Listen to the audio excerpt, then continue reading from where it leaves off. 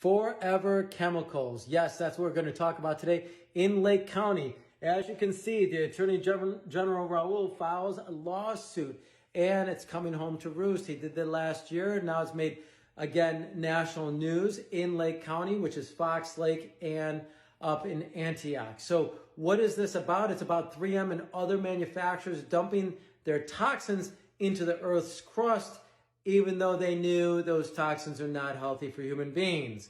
Yes, the EPA did not have guidelines on that, but these court documents show that these corporations knew that these things were very toxic to human beings. So, as you know, I'm passionate about making you healthy by you drinking more water. However, I recommend getting a NSF 58 certified reverse osmosis system, hopefully made in America. And if you need help with that, contact angelwater.com. We'd be happy to help you out because, as you know, I'm passionate about you drinking as much healthy, clean water as possible. I'm Drew, here to serve you.